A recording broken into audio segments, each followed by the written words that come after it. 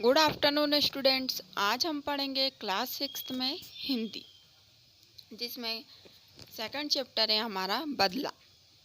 प्रस्तुत पाठ में हॉकी के महान जादूगर मेजर ध्यानचंद ने खेल से जुड़े कुछ संस्मरणों से हमें अवगत कराया है। साथ ही यह भी बताया है कि हम लगन, साधना, अनुशासन तथा ईर्ष्या, द्वेष से रहित होकर खेलें, ताकि परस्पर प्रेम व सहयोग की भावना बनी रहे। तभी हम अपने सही लक्ष्य को प्राप्त कर सकते हैं। खेल खेल तो सभी को पता है कि बच्चों को खेल पसंद है, सभी खेलते हैं।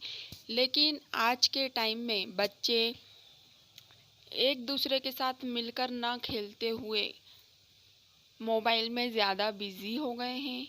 लेकिन सभी बच्चों को ये ध्यान रखना चाहिए कि मोबाइल तो चलाना ही है, टीवी भी देखते हैं, लेकिन सबसे ज़्यादा ज़रूरी है कि हमें खुले मैदान में बच्चों के साथ मिलकर जो हम खेलते हैं वो आज के टाइम में बहुत ज़रूरी हो गया है।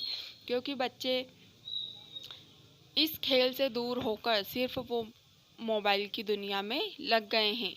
सिर्फ उन्हें टीवी और मोबाइल, दो चीज़ों से ही मतलब रहता है। तो ये चीज़ें आप लोग भी देख सकते हैं कि आप लोग भी मोबाइल चलाते ही होंगे। तो ठीक है, अपन आज खेल के बारे में पढ़ेंगे।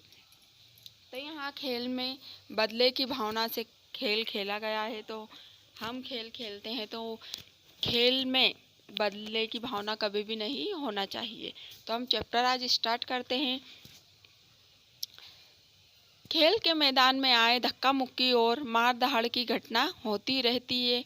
खेल खेलते हैं तो वहाँ पे लड़ाई झगड़े तो होते ही हैं, आप लोगों को भी पता है।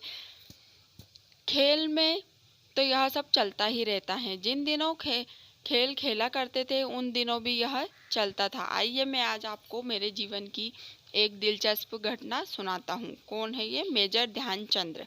तो आज हम मेजर ध्यानचंद जो हैं उनने किस तरह से खेल खेला है तो वह अपनी दिनचर्या बता रहे हैं। सन 1933 की बात है। उन दिनों में पंजाब रेजिमेंट की ओर से खेला करता था। एक दिन पंजाब रेजिमेंट और सेपर्स एंड माइनर्स टीम के बीच मुकाबला हो रहा था। माइनर्स टीम के खिलाड़ी मुझसे गेंद छीनने की कोशिश करते थे, लेकिन उसकी हर कोशिश बेकार हो जाती। इतने में एक खिलाड़ी ने गुस्से में आकर हॉकी सिर पर दे मारी। किसके? मेजर ध्यानचंद के। मुझे मैदान से बाहर ले जाया गया। थोड़ी देर में पट्टी बांधकर फिर मैदान में आ पहुंचा। आते ही मैंने उस खिलाड़ी की पीठ पर हाथ रखकर कहा, तुम चिंता मत करो, मैं इसका बदला जरूर लूंगा। मेरा इतना कहते ही वह खिलाड़ी एकदम घबरा गया।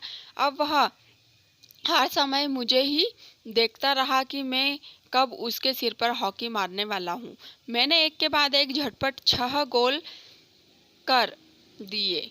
खेल खत्म होने के बाद मैंने उस खिलाड़ी की पीठ थपथपाई और कहा, दोस्त, खेल में इतना गुस्सा अच्छा नहीं होता। मैंने तो अपना बदला ले लिया। अगर तुम मुझे हॉकी न मारते तो मैं तुम्हें शायद 2 ही गोलों से हराता। यह खिलाड़ी सचमुच बहुत शर्मिंदा हुआ। तो देखा आपने मेरा बदला लेने का ढंग। सच मानो, बुरा करने वाला हर आदमी हर समय डरा रहता है कि उसके साथ भी बुरा हो ही जाएगा।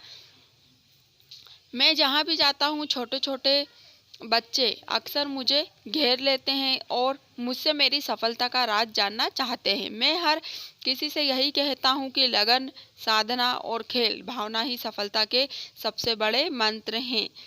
तो हमें खेल में किसी को भी धोखा नहीं देना चाहिए और खेल खेलते हैं तो हमें सच्चाई के साथ खेल खेलना चाहिए।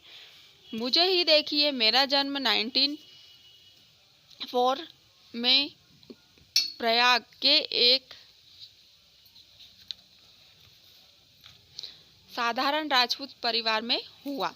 बाद में हम झांसी आकर बस गए। 16 साल की उम्र में फर्स्ट ब्रेहिमन रेजिमेंट में एक साधारण सिपाही के रूप में भर्ती हो गया।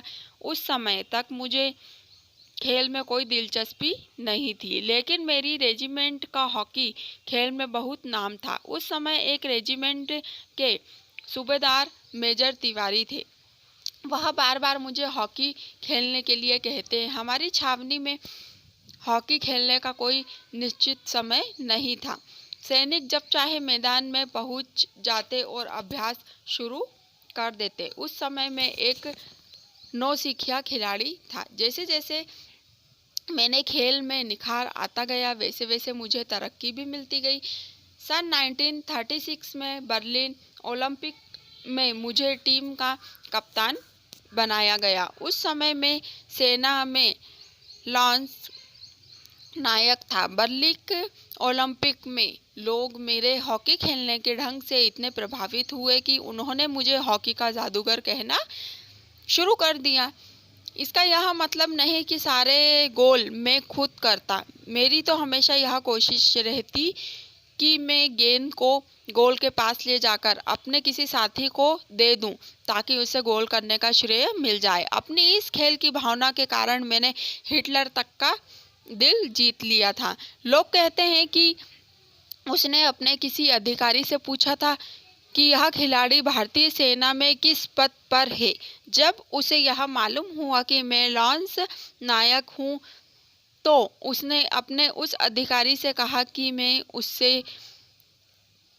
कि उससे कहो कि वह जर्मनी में आए और मैं उसे मार्शल बना दूंगा। बर्लिन ओलंपिक में हमें स्वर्ण पदक तो मिला ही, लेकिन हिटलर ने भी मुझे अपनी ओर से एक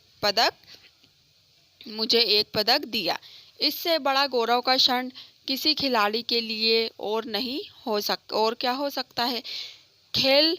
खेलते समय मैं हमेशा इस बात का ध्यान रखता था कि हार या जीत मेरी नहीं बल्कि पूरे देश की है। तो देखा आपने कि यहाँ पे एक खिलाड़ी ने किस तरह से खेल खेलता है, और वहाँ पे हमें यह भी बताया है कि खेलने में हमें किस किस चीज़ का ध्यान रखना चाहिए। अगर लगन, साधना और खेल भावना ही क्या होती है, सफलता के सबसे बड़े मंत्र हैं खेल के अंदर। तो हम हमारे दोस्तों के साथ खेलते हैं, तो खेल के अंदर कभी भी हमें बदले की भावना नहीं होना चाहिए कि हमारे दोस्त ने ऐसा किया तो हमें भी वैसा ही करना है।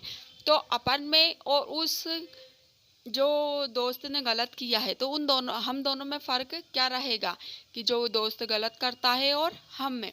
तो हमें क्या करना चाहिए, हमेशा सच्चाई के साथ खेल खेलना चाहिए, और जो दूसरा गलत करता है तो हमें कभी भी बदले की भावना से उसके साथ गलत काम नहीं करना चाहिए।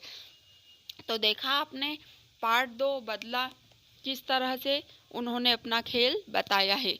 तो अब आप लोग भी मोबाइल से थोड़ा सा दूर हटकर अपने फ्रेंड्स जो रहते हैं उनके साथ मिलकर खुले मैदान में खेलना शुरू कर दीजिए। हम पढ़ाई के साथ घर पे पढ़ाई करते हैं, टीवी देखते हैं, मोबाइल चलाते हैं, तो उसी के साथ थोड़ा टाइम हमें किस चीज़ के लिए देना चाहिए, खेल के लिए भी देना चाहिए, ताकि इस तरह से एक एक्सरसाइज भी हो जाती है।